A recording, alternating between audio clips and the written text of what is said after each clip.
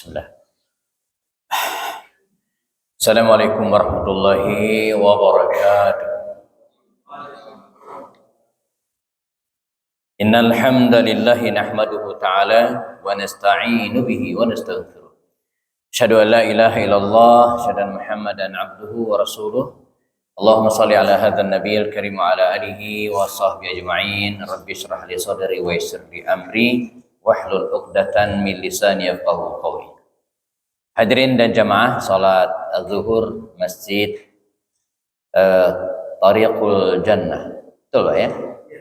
Tariqul Jannah. Jalan menuju ke surga ya. Belakangan lagi viral Haji Torik ya. 2 bulan ya haji ya.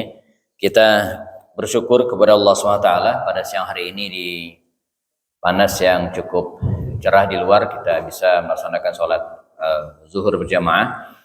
Dan insyaallah sampai nanti pukul 1 siang ada 30 sekian menit kita akan isi jeda istirahat kita dengan kajian, dan saya fokus ya membahas sirah Rasulullah ya, atau sirat nabawiyah, sejarah hidup Rasulullah sallallahu alaihi wasallam, supaya tidak bentrok dengan kajian-kajian ya ustadz yang lainnya ya. Dan kita buat secara berseri gitu ya, serial bersambung dari bulan ke bulan. Namun kalau ada tema khusus ya yang perlu kita sikapi, misalnya ada peristiwa ya penting yang kemudian kita harus kaji, atau terkait dengan hari-hari besar Islam, misalnya tentang Idul Adha, puasa, ataupun peristiwa yang lainnya, kita bisa insertkan tema itu dalam kajian ini ya.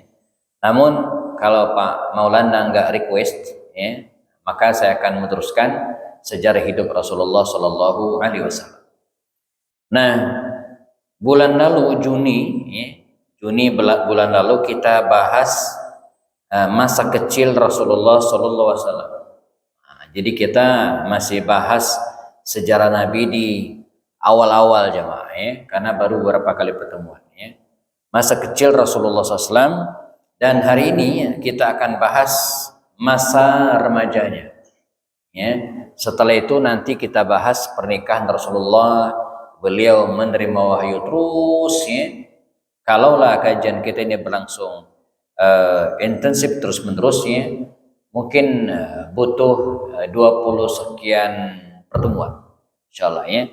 Nah, tinggal siapa yang sabar sama siapa yang enggak aja nanti ya. Bisa jadi ustadznya enggak sabar, bisa jadi jamaahnya, sehingga ketika belum selesai udah bubar gitu ya. Karena menuntut ilmu ini jamaah, kata Imam Syafi'i, di antara 6 syaratnya 2 di antara adalah sabar ya. Jadi menuntut ilmu itu tidak bisa instan ya. Beberapa di antara kita hari ini ya, banyak yang pengen menuntut ilmu itu serba instan. Makanya kalau bikin kursus misalnya 24 jam atau kursus 2 kali pertemuan bisa bahasa Arab, atau apalagi kalau lebih cepat 1 kali pertemuan bisa bahasa Arab, wah itu banyak yang daftar kayaknya gitu ya. Karena rata-rata pengen instan, padahal tidak semua demikian ya. Oke, baik. Masa remaja Rasulullah jemaah ini penting kita bahas. Bagian dari apa? Selain mengenal masa kecil atau masa muda Rasulullah, kita juga berharap bisa mengambil keteladanan dari kehidupan beliau, terutama dalam mendidik anak-anak. Nah, ya, pas ya. Jadi kita perlu membahas remaja Nabi. Jadi bukan hanya kisah Rasulullah setelah dia mendapatkan wahyu, tapi sebelum-belumnya juga perlu kita bahas ya, supaya kita lebih kenal Rasulullah dan bisa meneladani masa kecil Rasulullah itu seperti apa, dan berharap ini bisa kita terapkan dalam pendidikan anak hari ini ya. Oke, baik. Barangkali masa remaja Rasulullah itu ya bisa diawali dari peristiwa wafatnya kakek Rasulullah ketika beliau usia 8 tahun ya. Jadi runutnya jamaah, Nabi lahir dalam keadaan yatim ya. Yatim, alam yajidka yatiman fa'awa, kata Al-Quran. Lalu 6 tahun kemudian, usia Rasulullah 6 tahun, ibunya wafat. Kita pernah bahas, ya. Nah, 2 tahun kemudian ketika usia Rasul 8 tahunnya, kakeknya meninggal. Kita start dari sini nih ya. Jadi ketika usia Rasulullah 8 tahun, ayahnya udah tidak ada lagi. Ibunya sudah meninggal. Kakeknya sudah meninggal. Maka Rasulullah tinggal bersama dengan pamandanya Abu Talib. Ya, paman yang sangat mengasihi Rasulullah, pengganti ayah dan kakeknya, dihormati oleh orang-orang Quraisy pada waktu itu ya. Nah, Nabi tinggal bersama dengan sang paman ini. Nah, apa yang terjadi? Sejak usia 8 tahun ini jamaah, Rasulullah sudah tinggal bersama dengan pamannya dan berusaha untuk hidup mandiri. Ya, ini pelajaran bagi kita hari ini. Bagaimana anak-anak kita hari ini ya, kemandirian mereka itu betul-betul kadang sering terlambat. Ya, karena entah salah asuh atau kemudian karena kondisi hari ini yang membuat anak-anak kita tidak mandiri, sehingga ada muncul kekhawatiran, kata Ustadz Fauzil Azim, salah seorang pakar pendidikan asal Jogja, beliau mengatakan begini, melihat generasi kita sekarang, kata beliau, saya khawatir jangan-jangan ketika emaknya meninggal, anaknya meninggal juga. Karena selama ini tergantung dengan orang tuanya, tergantung dengan pembantu. Tidak sedikit anak-anak kita hari ini sudah SMA, tapi belum bisa masang tali sepatunya. Belum bisa, anak-anak kita hari ini 2 kelas 6 SD belum bisa meraut pensilnya. Bahkan anak-anak perempuan kita, walaupun saya sampaikan ke anak-anak, walaupun nanti ketika Anda dewasa sudah menikah dan hidup berkeluarga, tak mesti nyapu, ada pembantu yang ngepel nyapu, tapi harus bisa. Walaupun suatu saat ketika dia menikah ada pembantu dan seterusnya, tapi harus bisa masak, gitu kan? Nah, anak-anak kita hari ini jangan-jangan sudah masuk SMP belum bisa nyapu. Saya maaf terus terang ketika liburan kemarin anak-anak betul-betul saya training, Pak. Ngepel nyapu itu saya training, apalagi hari Minggu bibit pembantu tidak ada, ya kita kerja bakti. Cara megang sapu, cara megang kain pel atau ngepel itu beda, saya bilang. Jadi mencuci pakaian juga demikian, atau masak-masak hal yang sederhana. Jangan sampai anak kita nyeplok telur aja nggak bisa gitu ya. Masa telurnya dulu baru minyaknya, kan salah gitu ya. Nah, jadi ini hal sederhana. Nah, Rasulullah jamaah pada usia 8 tahun ini sudah berusaha untuk hidup mandiri. Dengan cara apa?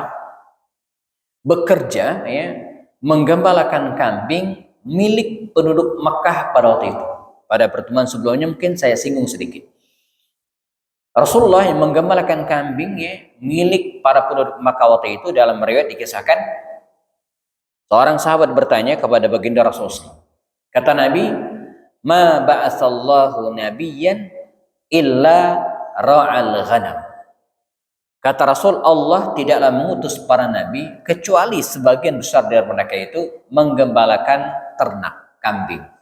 Wa anta ya Rasulullah, kata para sahabat, engkau juga ya Rasulullah. Ya, kata Rasul. Kuntu ar'aha, saya dulu menggembalakan kambing li ahli Makkah, milik penduduk Makkah, alal qara'id, dan diupah. Jadi Nabi itu penggembala kambing yang profesional. Digaji. Jadi Nabi itu pernah juga jadi orang gajian, gitu kan? Digaji oleh penduduk Makkah, orang-orang yang menitipkan kambingnya kepada Rasulullah. Dan Rasulullah jemaah sebagai orang yang dipuji oleh orang-orang Quraisy adalah orang yang amanah, jujur, sungguh-sungguh. Bahkan Profesor Dr. Syafi'i Antonio itu ketika bicara tentang leadership Rasulullah dalam bukunya Muhammad Super Leader and Super Manager, jamaah bisa hunting buku ini, belum mengatakan proses Rasulullah menggembalakan kambing itu, kata Profesor Dr. Syafi'i Antonio pemilik Tazkiyah Sentul, itu ada kaitan dengan keberhasilan beliau menjadi seorang pemimpin. Sebab proses menggembalakan kambing itu adalah proses tarbiyah, proses pendidikan, melatih jiwa kepemimpinan Rasulullah. Jadi beliau menggembalakan kambing sekaligus latihan menjadi pemimpin. Nah, ini bahasanya. Mengapa? Sebab ketika seseorang menggembalakan kambing Rasulullah SAW, ya, pertama dia belajar, ya, sisi kepemimpinan apa? Mencari makan kebutuhan, ya, hewan yang dia gembala. Ya, kan tugas utama seorang penggembala, kalau kita renungi filosofi gembalaan ini jemaah, adalah memastikan hewan ini dapat makan, gitu ya. Maka dibawalah ke tempat yang ada rumputnya, atau kemudian diambil rumput atau makanan kemudian diberikan ke hewan ini. Nah, pemimpin juga seperti itu. Tugas utama seorang pemimpin dalam level apapun memastikan yang dipimpinnya ada makanan. Jamaah tenang aja, sebentar lagi ada makanan. Saya udah dapat bocorannya tadi ya, ada berapa dus gitu ya. Jadi tugas seorang pemimpin, ya, level apapun, apa? Memastikan yang dipimpin dapat makan. Ya, kita jamaah di sini para bapak, mengapa kita kerja? Nyari uang agar keluarga kita bisa makan, gitu kan? Itu tugas utama kita. Tidak bertanggung jawab namanya kalau seorang ayah males-malesan di rumah nggak mau nyari nafkah. Enggak, itu namanya pemimpin yang tidak bertanggung jawab. Jadi kepala keluarga wajib nyari makan untuk diri dan keluarganya. Nanti naik lagi saya akan sampaikan ke Pak RT, RW dan seterusnya, gitu kan. Jangan sampai Anda jadi RT. Di sini ada yang jadi RT kan? Ya, ada jadi RT, ketua RT. Nah, pastikan ya rakyat Anda, ya, yang berapa puluh kakak itu ya, 40 kakak mungkin, pastikan jangan sampai ada yang kelaparan. Itu tugas itu. Jangan sampai ketua RT makan gaji buta. Emang ketua RT sekarang ada gajinya? Ada ya? Ada ya, tapi dikit. Pastikan jangan sampai ya ada ya, di RT kita itu orang yang nggak ada kerjaan, kemudian nggak bisa makan. Tanggung jawab kita tuh untuk mencari solusi. RW juga demikian, lurah juga demikian, apalagi presiden. Ya, presiden bertanggung jawab. Makanya Umar bin Khattab mengatakan, kata Umar, kalau rakyatku kelaparan, maka sayalah orang yang pertama kali yang merasakan. Tapi kalau rakyatku kekenyangan, saya orang yang terakhir menikmati. Kalau kita kayaknya kebalikannya ya. Kalau lapar paling akhir ya. Kalau kenyang paling duluan. Enggak, mestinya pemimpin itu terakhir. Ya, terakhir. Dapat makanan ya. Jadi ini filosofi pertama yang diajarkan oleh Rasulullah. Beliau menggembalakan kambing untuk melatih jiwa kepemimpinan. Nah, filosofi yang kedua menggembalakan kambing ini adalah melatih sifat tanggung jawab. Menggembalakan kambing 30 dibawa ke padang rumput, pulang-pulang tinggal 15. Wah, ini pemimpin nggak tanggung jawab namanya gitu ya. Itu nggak tanggung jawab. Bahkan Umar lagi mengatakan, kata Umar, ketika Irak itu sudah jatuh ke tangan kaum muslimin, ya kan, di masa Umar terjadi perluasan wilayah Islam yang luar biasa. Nah, saat Irak itu jatuh ke tangan kaum muslimin, ya, Umar tertunduk sedih, merenung. Kepada Ali dia mengatakan, saya khawatir. Begitu luas daerah kepemimpinan saya, kata Umar, saya khawatir. Jangan-jangan satu saat saya dimintai pertanggungjawaban oleh Allah Subhanahu wa taala karena di Irak sana ada keledai yang terpleset lantaran saya tidak menyiapkan jalannya. Nah, jadi Mekah, Madinah, Irak itu jauh tuh. Nah, Umar sedih, jangan sampai di akhirat nanti dia dimintai pertanggungjawaban lantaran di Irak ada keledai kepleset jatuh. Nah, Umar dimintai pertanggungjawaban karena tidak menyiapkan jalannya dengan bagus. Bertanggung jawab. Ya.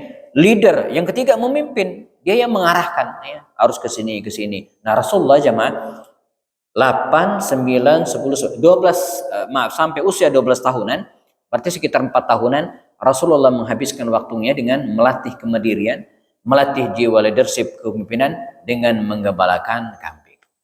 Nah, apa hikmahnya bagi kita hari ini? Ini pelajaran pertama yang harus kita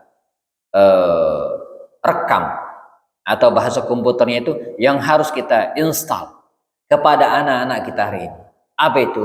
Melatih kemandirian dalam diri mereka dan siapkan mereka menjadi pemimpin. Karena insya Allah dipastikan anak-anak kita suatu saat pasti akan jadi pemimpin. Anak-anak kita hari inilah yang suatu saat akan jadi lurah, yang akan jadi wali kota, yang akan jadi menteri. Kalaupun tidak, dia akan menjadi pemimpin bagi keluarganya.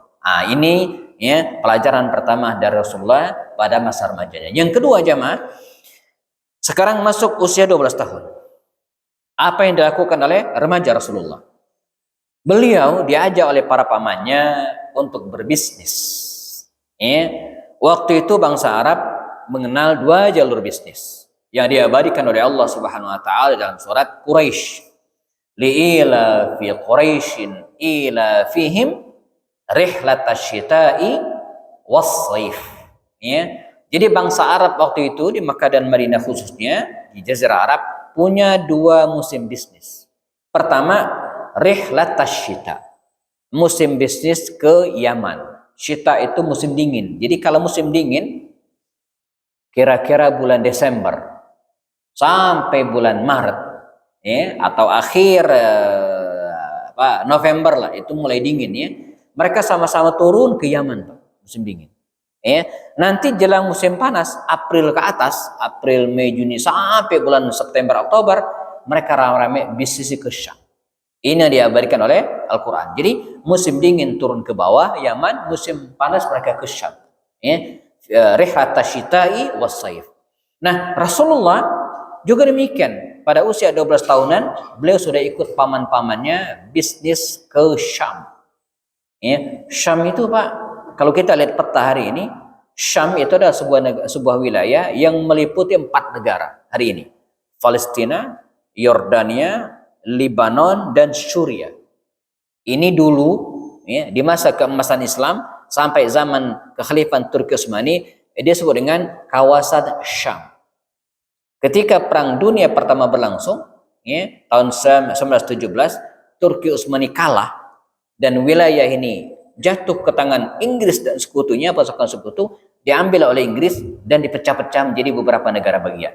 Seperti kita hari ini ya, dipecah menjadi Suria, dipecah menjadi Lebanon, dipecah menjadi Yordania, dan dipecah menjadi Palestina. Nah, Palestina dikasihin ke Israel. Ya, seperti yang kita ketahui hari ini ya, dan dijajah sampai sekarang ya. Nah, jadi wilayah inilah yang disebut dengan Syam. Rasulullah berbisnis sampai ke wilayah Syam ya. Dari Mekah ke Madinah saja itu 500 kilo. Itu kan dari Madinah menuju ke Damaskus Suria dalam perjalanan itu tidak kurang dari 2 bulan. Jadi perjalanan bisnis Rasulullah pada masa remaja ini bukan perjalanan bisnis antar desa, antar kota, tapi ya, sudah antar negara. Begitu kira-kira. Saya pernah iseng.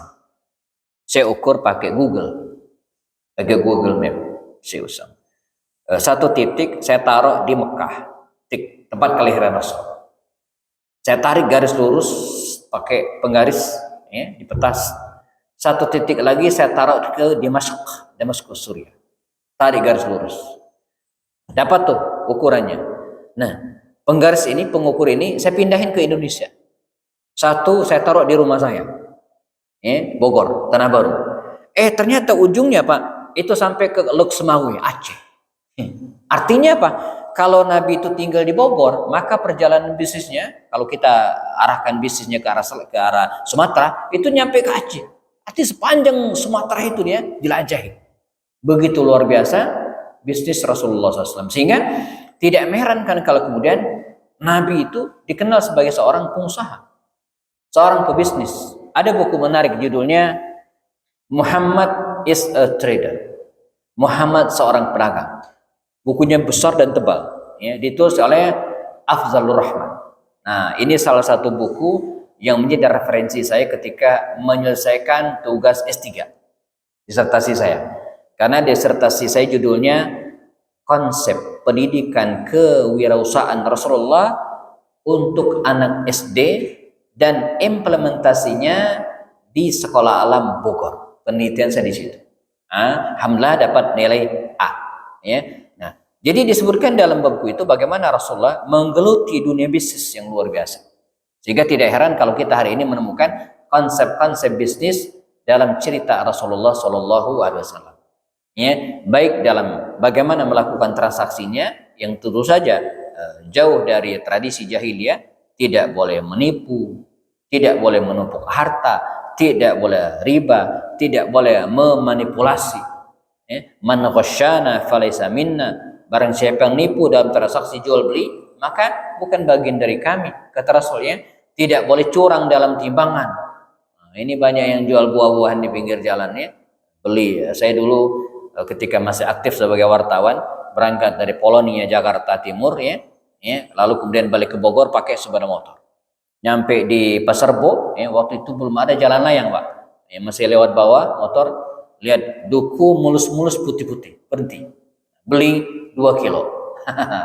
2 kilo. Sampai di rumah 1,6 ons, 1,6 kilo, nggak nyampe 2 kilo. Ini curang dalam timbangan namanya, nggak boleh. Wailul lil mutaffifin, kata Al-Quran, celakalah bagi orang-orang yang curang dalam sukatan. Nabi juga melarang misalnya untuk memonopoli harta, barang gitu kan, dibeli diborong semua sehingga pasaran sepi. Begitu sepi kemudian dikeluarin dengan harga yang sangat mahal. Ini tidak dibolehkan. Tidak boleh juga kata Rasul talak rukban. Di kampung saya banyak yang talak rukban ini. Apa maksudnya? Jadi kalau musim durian Pak, musim durian, maka para pedagang itu datang ke kebun-kebun durian. Ditawar dengan harga yang habis-habisan dan mereka tidak boleh masuk ke kota. Nah ini tidak dibolehkan. Dibiarkan orang bersaing di tempatnya. Tidak boleh juga curang misalnya. Banyak di antara kita yang pinggir jalan kalau musim buah-buahan dari jauh udah kelihatan. Duku Palembang asli 10.000. Begitu kita datangin, mana mang yang 10.000? Yang jelek-jelek gitu ya, yang bagus-bagus 20.000. Nah ini namanya nipu. Udah parkir susah-susah, pas dapat yang jelek mahal. Nah ini tidak dibolehkan. Saya pernah dikerjain habis-habisan oleh penjual duku waktu mau ke kota wisata Darussalam dari Bogor, dari jauh mulus, berhenti saya beli. Dan karena buru-buru parkir juga tidak boleh sembarangan, ditimbang ternyata yang dikasih itu yang jelek-jelek, sementara yang bagus-bagus tidak. Nah ini tidak dibolehkan. Rasulullah memberikan pelajaran kepada kita bagaimana berbisnis yang benar. Nah pelajaran bagi kita hari ini apa jemaah? Selain spirit atau kemampuan leadership tadi, memimpin tadi, yang juga harus kita tanamkan dalam diri anak-anak hari adalah spirit entrepreneurship, bisnis gitu ya. Emang mungkin tidak semua kita suatu saat mesti jadi pengusaha, nggak mesti. Tidak semua kita harus jadi pedagang, enggak.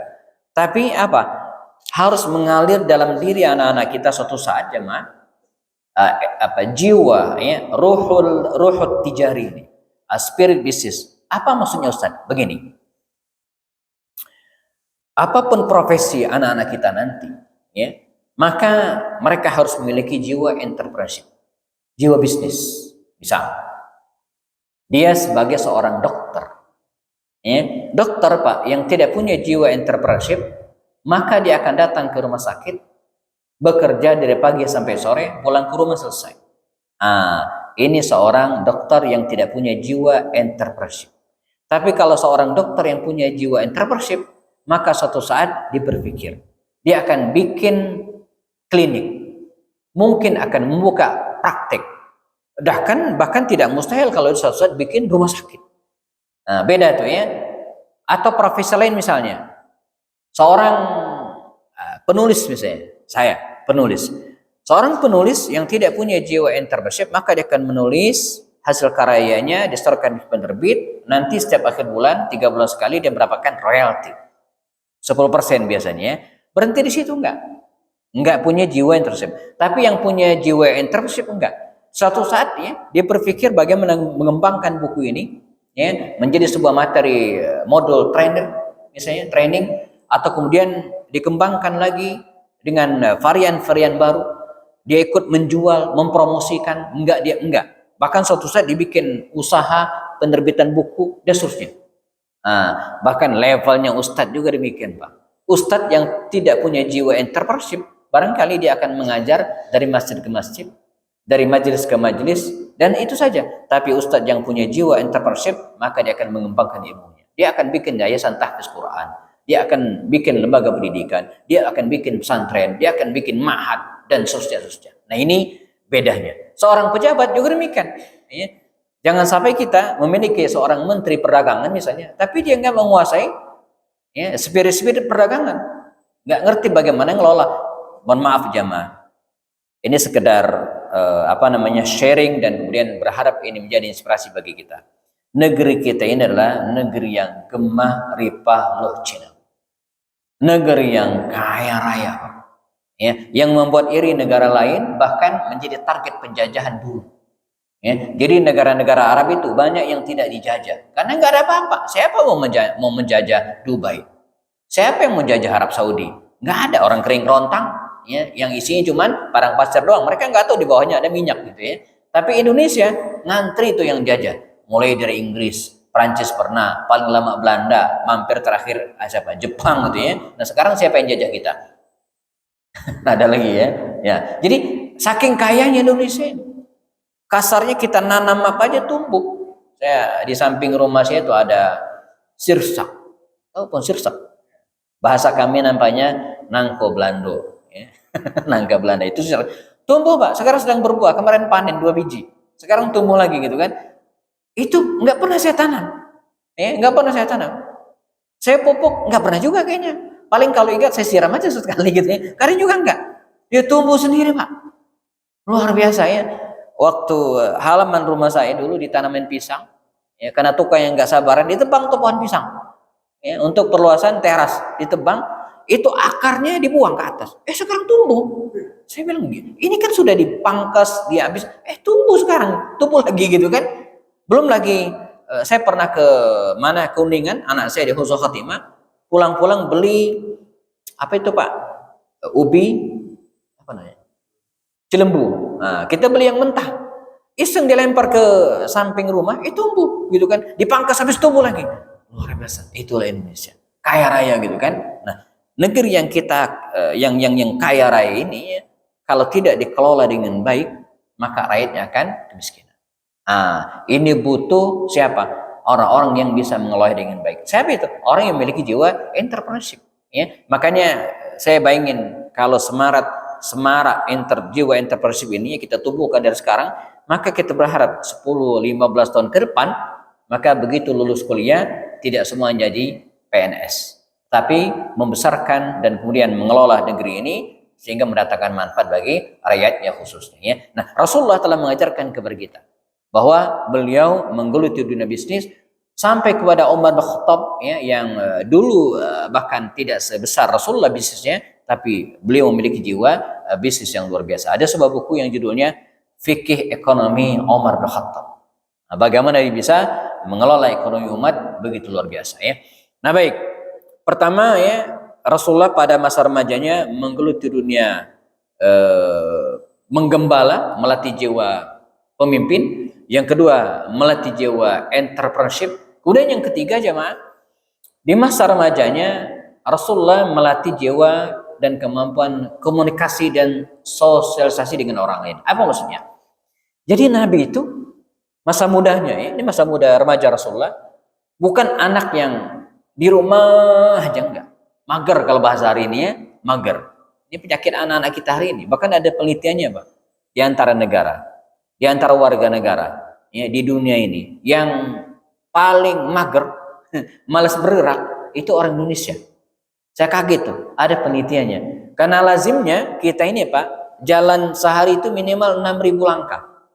Jadi supaya sehat, sehari kita harus jalan 6.000 langkah, itu minimal. Nah, orang Indonesia rata-rata 3.000 langkah, 3.500. Jadi kurang banget, akibat mager.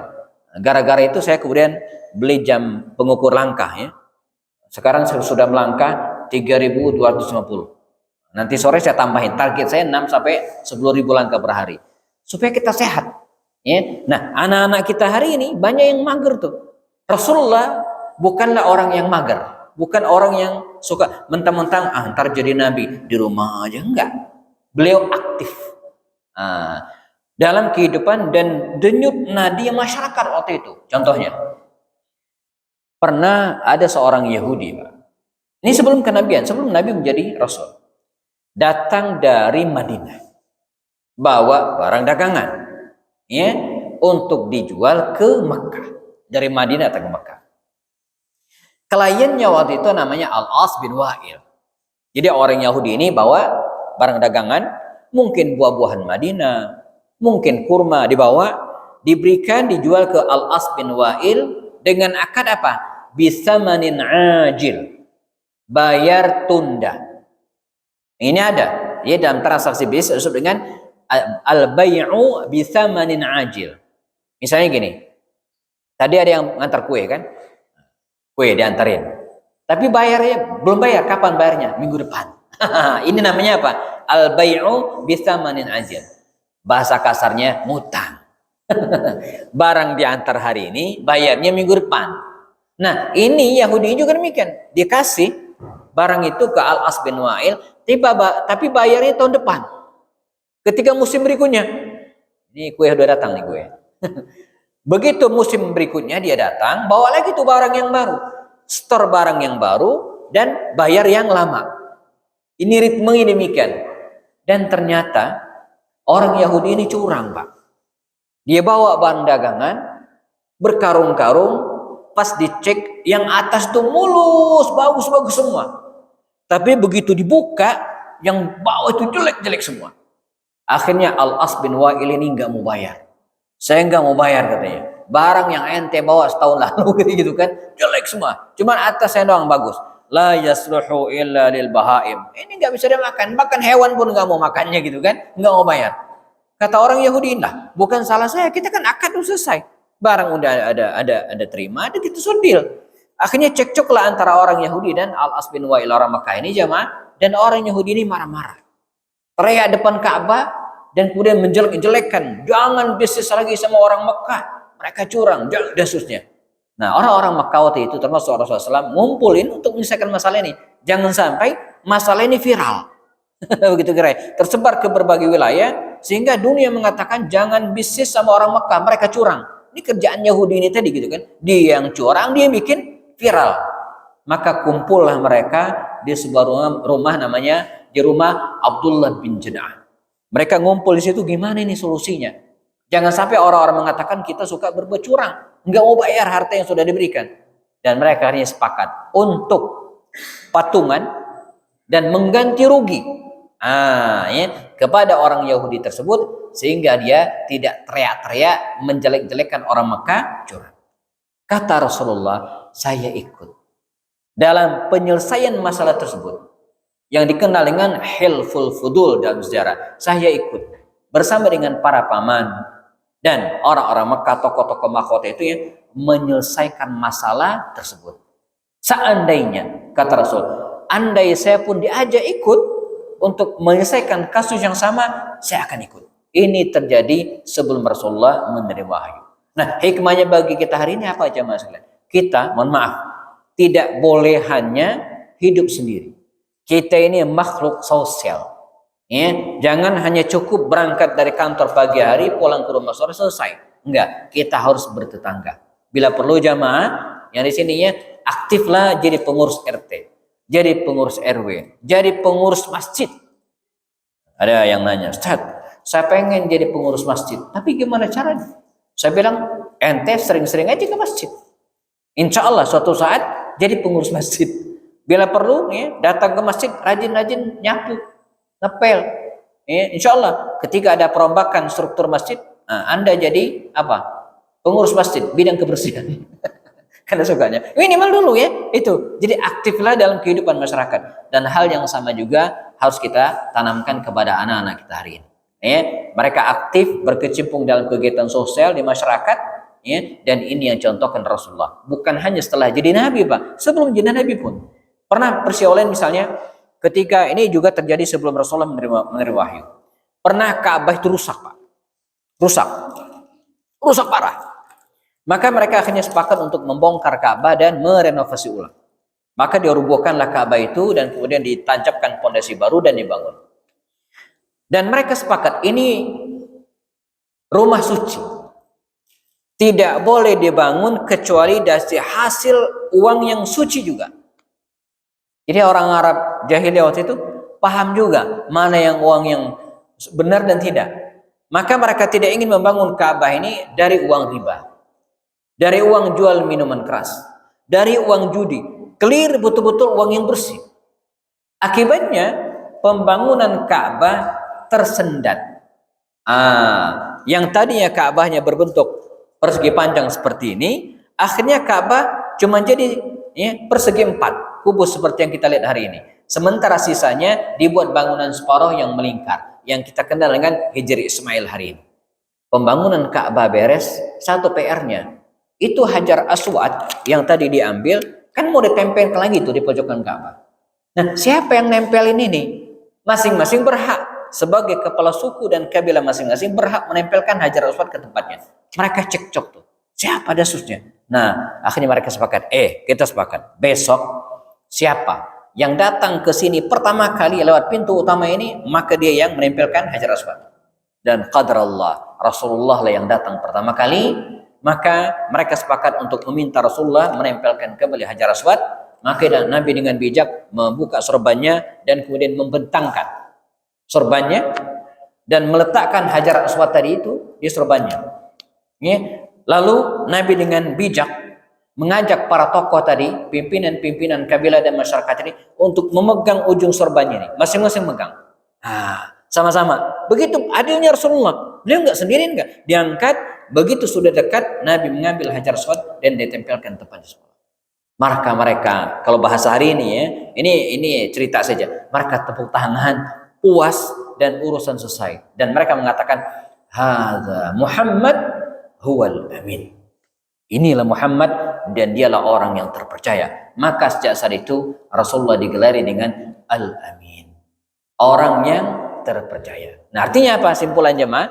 Bahwa Rasulullah SAW pada masa remajanya sebelum menjadi Nabi, beliau orang yang berguna bagi masyarakatnya, terjun langsung ke masyarakat, ikut serta menyelesaikan masalah mereka. Ini pelajaran bagi kita hari ini, yang jangan hanya hidup sendiri, tinggal sebuah komplek perumahan 10 tahun tapi nggak kenal dengan tetangganya gitu kan. Sudah 15 tahun tinggal sebuah tempat tapi tidak tahu apa yang terjadi dengan masyarakat sekitar. Enggak. Kita juga harus aktif dan memberikan manfaat. Khairun nasi anfa'uhum linnas. Sebaik-baik manusia ada yang bisa memberikan manfaat kepada orang lain. Jam di studio jam 1 siang. Dan karena juga kuenya sudah dikeluarin, saya dulu diingatkan oleh Ustadz saya kalau ngajarin ceramah, kalau ceramah pengajian itu lihat jamaah. Kalau kuenya sudah keluar, jamaahnya udah selonjoran begini, itu artinya waktunya udah habis. Jadi kita cukupkan ya. Walaupun demikian, sambil menikmati kue yang ada, jika ada pertanyaan atau tambahan, monggo. Tentang apa saja, tentang sejarah hidup Rasul atau hal-hal yang berhubungan dengan mungkin fikih yang kecil-kecil yang sempat ada yang diragukan, ya. Kalau saya bisa jawab, saya akan jawab. Kalau tidak, jadi PR. Monggo kalau ada. Ada?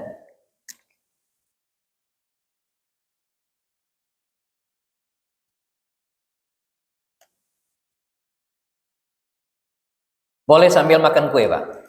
Kalau saya nanti saja. Baik, Assalamualaikum warahmatullahi wabarakatuh. Pak Hayadi, Waalaikumsalam warahmatullahi wabarakatuh.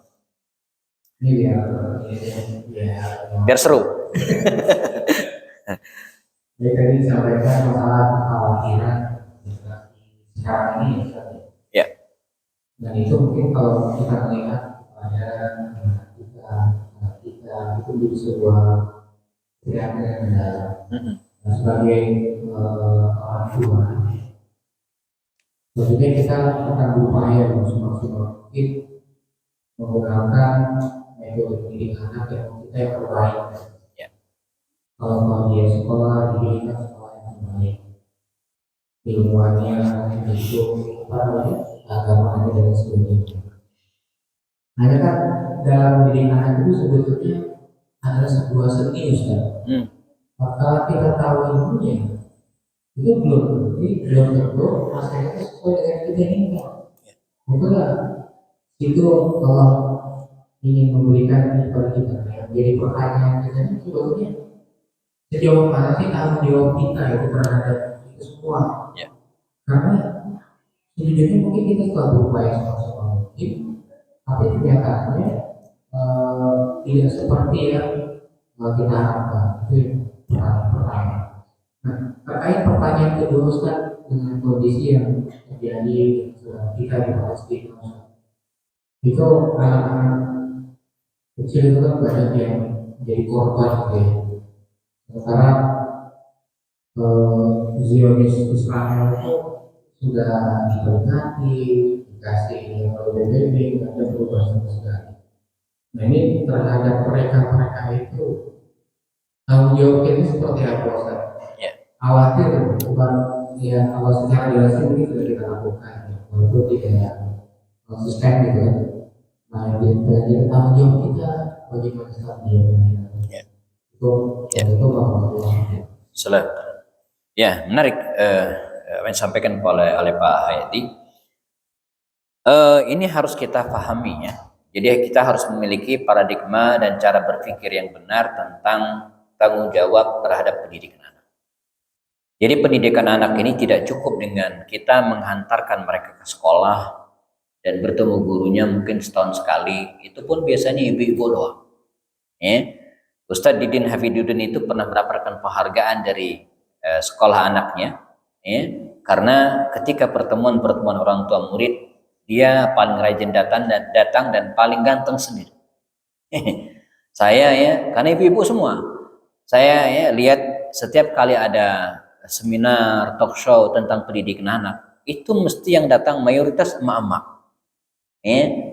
Walaupun pelaksanaannya di hari Sabtu dan Minggu, dan kita yakin itu bapak-bapak libur, gitu kan. Pertemuan orang tua saya pernah menjadi ketua komite sekolah anak saya, pernah. Ya, itu yang paling datang bapak paling 3-4 orang, sisa-sisanya puluhan itu emak-emak semua. Jadi ada kesan bahwa yang ngurusin sekolah anak, pendidikan anak itu sudahlah, itu ibu-ibu. Kita nyari duit saja, begitu kira-kira ya. Kita suka berbagi tugas dengan istri begitu ya. Jadi urusan sekolah anak-anak, mau sekolah di mana, sampai di mana pendidikannya, dia punya PR enggak, itu urusan ibu-ibu gitu kan. Kita tugasnya nyari duit doang. Ini pemahaman yang sangat-sangat fatal dan keliru. Ya, kita harus perbaiki. Jadi tugas kita sebagai ayah bukan hanya nyari duit, tapi juga memperhatikannya pendidikannya. Bahkan Syahid Hasan Al-Banna itu jamaah dalam catatannya, dia punya catatan masing-masing map bagi anak-anaknya. Dia tahu, ya ini anaknya sudah hafal Quran berapa juz, pendidikan dasarnya dia tahu persis. Ya, jadi tidak hanya memberikan kecukupan biaya sekolah saja, tapi harus kita tahu kondisi anak-anak kita. Artinya apa? Bertanggung jawab, ya, menunjukkan kepedulian dengan anak-anak kita. Ya, suatu hal yang mungkin sederhana bagi kita, mungkin mengantar menjemput anak sekolah itu sederhana bagi kita, tapi bagi anak itu luar biasa. Itu sangat-sangat luar biasa ya. Misalnya apalagi kalau ada pertemuan-pertemuan antara orang tua, murid dan guru, itu efeknya luar biasa ya. Kita jadi tahu perkembangan anak kita sekolah seperti apa, dan nanti evaluasinya di rumah, treatmentnya juga seperti apa. Intinya apa? Kita jangan hanya cukup dengan menyerahkan anak kita ke sekolah. Apalagi lingkungan itu kan ada 3, Pak. Pertama lingkungan sekolah, yang kedua lingkungan pergaulan mereka sehari-hari, dan yang ketiga lingkungan mereka di rumah. Nah, 3 lingkungan ini harus matching nih. Jangan sampai lingkungan di sekolah begini, di rumah begini, di luar rumah permainan begini, enggak. Itu harus sama itu. Harus saling melengkapi dan saling menyempurnakan. Jangan sampai anak-anak kita gaul di sekolahnya bagus karena SDIT, SMPIT bagus gitu kan. Tapi begitu keluar di rumah dia bermain dengan orang-orang yang enggak bagus. Itu kan luput dari perhatian sekolah dan abai dari perhatian kita kalau tidak hati-hati. Atau sebaliknya misalnya, dia sekolahnya bagus, teman-temannya bagus, tapi di rumah tidak mendukung. Nah, 3 lingkungan ini harus betul-betul dikondisikan ya, agar mereka mendapatkan ritme pendidikan yang baik. Jadi yang penting spiritnya dulu. Kita jangan hanya menyerahkan pendidikan ke sekolah, tapi betul-betul kita harus pantau ya. Apalagi ketika anak-anak misalnya masuk pada usia-usia tertentu, ya, usia SMP, ini kan butuh perhatian khusus. Makanya saya maaf sekali, kita boleh berbeda pendapat ya, tapi ini masing-masing kondisi berbeda. Saya melihat kondisi yang hari ini ya, merasa nyaris tidak sanggup mendidik anak sendirian. Nyaris nggak sanggup. Ya, menghadapi serbuan handphone, ya.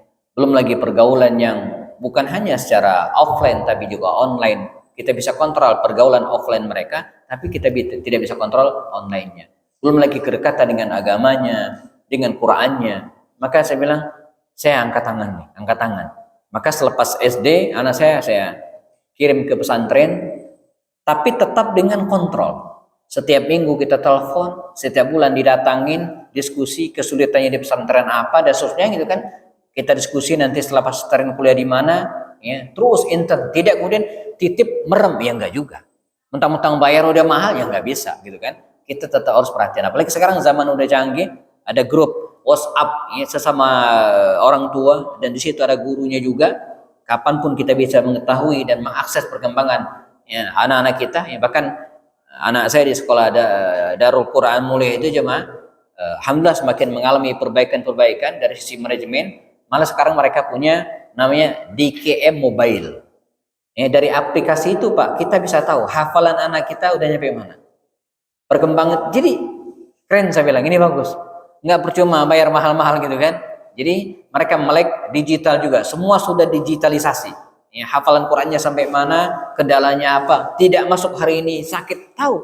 Jadi jangan sampai kita orang tua, anak kita sudah 4 hari di kamarnya sakit, kita nggak tahu, ini bahaya. Jangan-jangan DB itu kan cuma 3 hari, lebih 3 hari nggak dia ke rumah sakit, terus gawat gitu kan. Nah ini harus kita pahami ya. Jadi ya sampaikan Pak Haidati benar, kita sebagai orang tua jamaah nggak boleh diam, kita harus ikut memantau ya. Dan dari kecil jangan sampai masanya lewat kita nggak bisa balik lagi ya. Quote yang sampaikan begini, kita jadikan pendidikan anak itu sebagai investasi utama. Saya, kita, siapapun ya, silakan menunda renovasi rumah. Itu kapanpun bisa dilakukan ya. Tapi pendidikan anak nggak bisa ditunda. Begitu lewat masa SMP-nya, kelewat, nggak bisa balik lagi, nggak bisa tuh, lewat gitu kan. Maka saya bilang ke istri, kita harus sabar nih, rumah apa adanya, segini, ntar kita fokus dulu di anak-anak. Begitu mereka udah besar nanti, sudah kita bisa memikirkan yang lain. Tapi kalau fase ini lewat, selesai. Kita akan menyesal. Kita nggak akan bisa balik lagi. Kita kan bukan Doraemon yang bisa balik 12 tahun ke lalu masa datang. Ya, enggak. Ini satu. Kemudian yang kedua tentang Palestina. Ya, ini memang umul qadaya, induk masalah bagi umat Islam hari ini, dan bukan hanya di Arab gitu ya, tapi seluruh dunia ini menjadi masalah. Nah, apa yang kemudian harus kita lakukan sesuai dengan kemampuan dan kedudukan kita? Ya, kita yang mungkin pejabat negara, menteri luar negeri, lakukan lobby-lobby tingkat nasional. Kita yang anggota dewan lakukan hal yang sama, misalnya kan. Kita yang punya akses misalnya untuk melobi negara-negara, atau seperti lakukan oleh Yusuf Kala, dia ketemu dengan pimpinan Hamas, ya, ketemu dan lakukan lobby-lobby tingkat nasional. Menteri luar negeri juga kita bicara di PBB dan seterusnya itu kan, karena kita punya jabatan. Nah, bagi kita yang tidak punya jabatan apa-apa, lakukan sebisa kita. Ada penggalangan dana, kita share sebagian dana kita ya. Yang tidak punya apa-apa, para ustadz, para ilmuwan, berikan edukasi. Ya, kabarkan kepada orang banyak tentang apa yang terjadi di Palestina. Ya, di luar itu semua kita sama-sama mendoakan agar mereka diberikan kemudahan oleh Allah SWT. Jadi di akhirat nanti kita akan ditanya sesuai dengan kapasitas dan kemampuan kita masing-masing. Ya, saya kira itu. Baik, kita cukupkan jamaah. Sudah lewat jam 1. Jazakumullah khairan. Kita ketemu lagi pada pertemuan depan insyaallah. Sekaligus mohon doa. Besok pagi saya pergi ke bandara, menginap 1 malam di hotel dekat bandara, dan ya, besoknya lagi hari Kamis segera terbang ke Madinah untuk melaksanakan umroh ya, insyaallah. Dan insyaallah pada awal Agustus tanggal 2 tanggal 3 sudah berada di Indonesia kembali insyaallah. Mohon doa semoga selamat di perjalanan, dan jamaah yang belum berangkat semoga juga diberikan rezeki oleh Allah SWT ya. Jazakumullah khairan. Biar berkah kita cukupkan dengan kafarat majlis. Subhanakallahumma wa bihamdika asyhadu an la ilaha illa anta astaghfiruka wa atubu ilaik. Assalamualaikum warahmatullahi wabarakatuh.